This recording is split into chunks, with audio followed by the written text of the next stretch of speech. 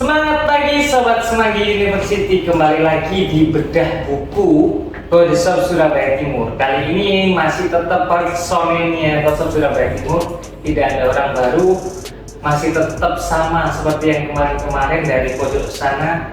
Saya Angga dari Kodesop Surabaya Timur, divisi saya berada di logistik. Dan juga ada saya Ibnu Ronaldinho dari Kodesop Surabaya Timur bagian logistik. dan saya Niki dari Kodesop Surabaya Timur. Untuk segmen kali ini kita akan membedah buku yang dibedah oleh Bapak Angga. Bapak Angga mau bedah buku tentang apa, Bapak? Ini bedah buku tentang 101 intisari menjual berlipat-lipat, laku lebih cepat, omset meningkat. Buku karangan siapa itu, Pak? Mugi Artiningsi. Mugi Artiningsi. Coba lihat bukunya, ditunjukkan ke Ini lah teman-teman, 101 intisari menjual berlipat-lipat, laku lebih cepat, omset meningkat. Oke, siap. Oke, Mas, bisa dijelaskan sedikit tentang inti dari buku itu, keseluruhan dari buku itu gimana? Soalnya kalau kita bahas langsung 101 intisari kayaknya sehari nggak cukup ya. Jadi mungkin dijelaskan reviewnya sedikit. Aku mau menjelaskan ini ya, di halaman ke-39 ini kelihatannya ada yang menarik. Penjual yang baik tidak hanya menjual tapi memberi nilai. Maksudnya seperti apa? Penjual yang baik tidak hanya menjual tapi memberi nilai. Satu contoh, kita mau beli sesuatu, kan si penjualnya kan pasti bilang yang ini lupa bagus, dia kan apa itu memprioritas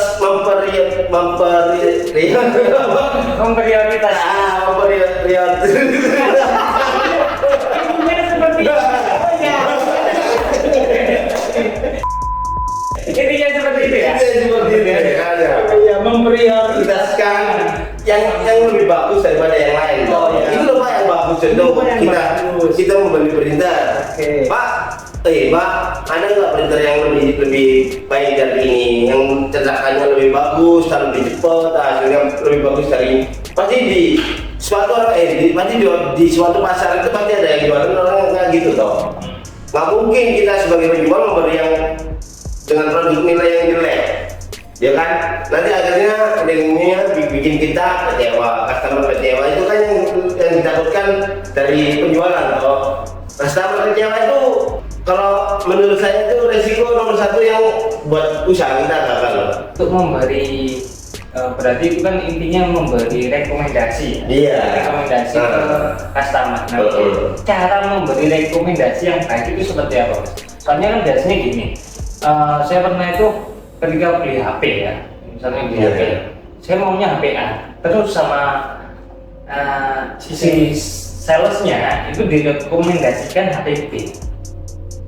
Nah, saya ngerasa gak cocok saya itu direkomendasikan seperti ini, gak cocok karena saya pengennya yang A atau yang cocok dengan saya itu yang A.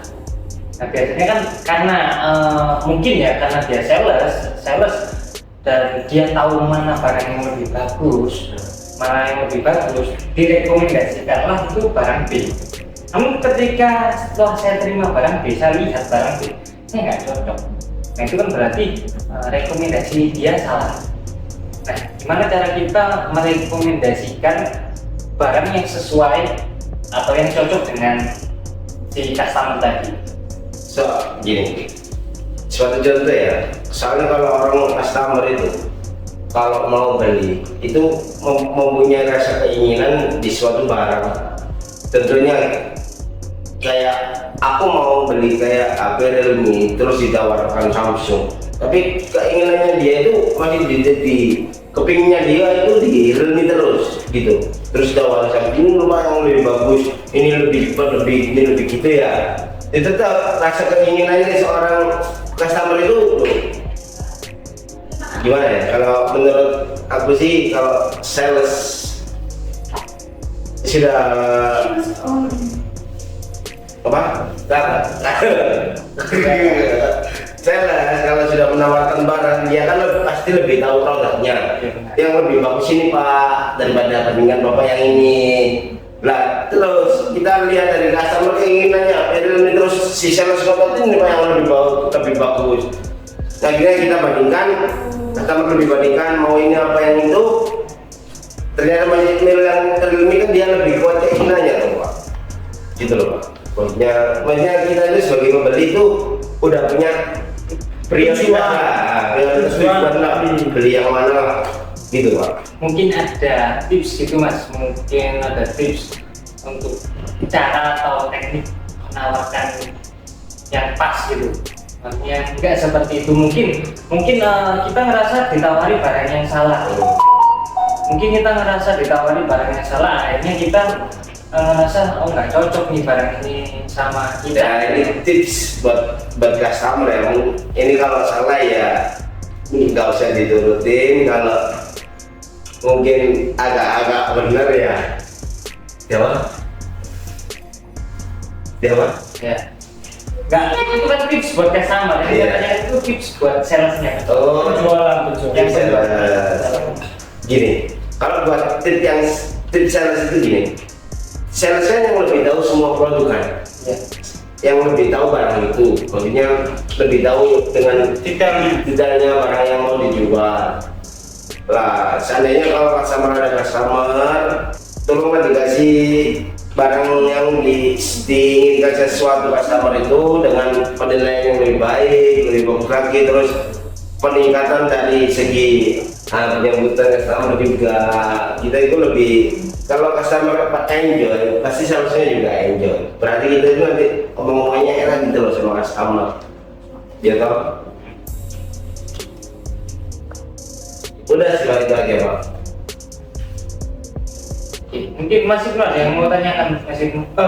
Mungkin gini, kalau misalnya kayak gitu ya, gimana caranya biar namanya sales harus sales itu harus menguasai tentang produk apa yang dijual dulu. Ya seperti contohnya kayak jual produk A itu apa aja detailnya, produk B itu apa aja detailnya, dan produk C itu apa detailnya. Kalau misalnya pembeli itu minta datang ke toko itu minta barang si A, itu rincikan dulu barangnya itu apa aja, terus habis itu kasih penawaran lagi untuk barang yang ke B, jelasin lagi detailnya seperti apa, nanti tanyakan untuk harganya atau budget yang dia punya itu ya berapa, nanti mungkin baru bisa untuk memilih lagi lah. Mungkin budgetnya di atas dari ya sekitaran, mungkin kalau harganya di bawah standar atau di atas itu kita bisa ngasih solusi, oh itu harganya segini, berarti salesnya bilang ke customernya itu, oh kalau segitu harga segitu mending pakai yang si B karena si A itu belum masih harganya kurang lah. Jadi kita punya plan A, plan B gitu tadi. Intinya berarti itu Mas, kita harus tahu dulu kebutuhan pelanggan dan budgetnya. Berarti sebelum kita merekomendasikan. Oke. Jadi caranya seperti itu teman-teman.